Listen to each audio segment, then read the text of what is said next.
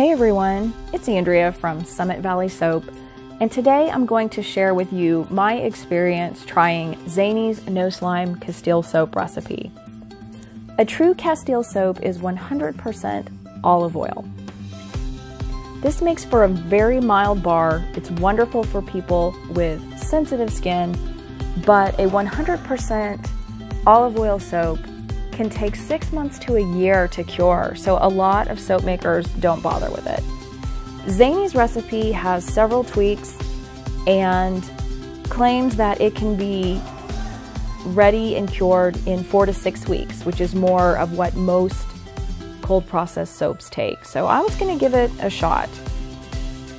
The hallmark of her recipe is using faux seawater instead of your typical distilled water. And you make this by adding baking soda and sea salt to distilled water and dissolving it. So that's what I've done here. And now I'm measuring out the amount of my faux seawater that I'll need for this recipe. Since I was just trying this out, I only did a 1 pound batch. I'm measuring out my lye and I'm going to add it to our water. Lye and water always has a pretty good reaction. It heats up, there's fumes. This definitely had a little bit more reaction than typical lye to water. Nothing scary, but it maybe sizzled a little bit and it was a little bit cloudy. Just different, not bad different. Olive oil is our only oil, so I'm measuring that out. And I brought both up to about 85 degrees and added them together. Everything I read said it would take a while to bring this to trace, and they weren't kidding. I always start with a whisk. I'm leery of things speeding up.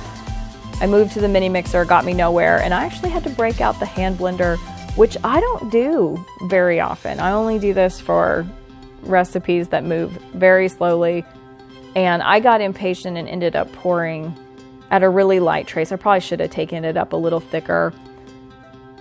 But you know, sometimes you just get impatient making soap. I didn't add any fragrance or colorant. I wanted this to be really simple.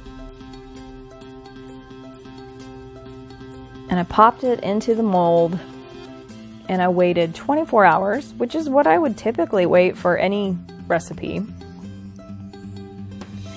And I was able to unmold it pretty easily at 24 hours. If you'll take a look, you can see the corners are nice and crisp. Sometimes if soaps are too soft, you'll kind of bend your corners, and I didn't have any issue with that. And I was able to cut it, but it is softer than my usual recipes. I waited another day, and at 48 hours, I was able to bevel, really without any trouble at all. And I sat it aside, and I brought it out at 3 weeks. And at 3 weeks, it was pretty hard. In fact, I was going to take 1 bar and cut it into pieces, and I was not able to do it. You can see the mark here from my wire cutter, and yeah, my wire cutter wasn't having it. So I started using one of the bars right at that point, at the 3 week point. You can still see the mark here. This is the 4 week point. I've been using this bar every day for a week. It's nice and hard. It's not moving too fast. Sometimes if things aren't hard enough or cured long enough, they won't last very long.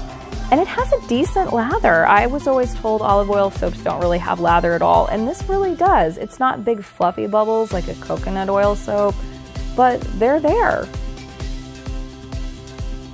I'm very comfortable with this bar at 4 weeks. I would certainly put it in my shop and sell it.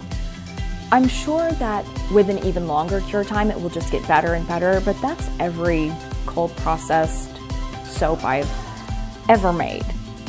This was only a small batch, so I probably won't have it in my shop anytime soon. But thanks so much for watching, and do check my Etsy shop out. I'm Summit Valley Soap at Etsy. Find me on Facebook and Instagram. I make all kinds of soap and I share content almost daily.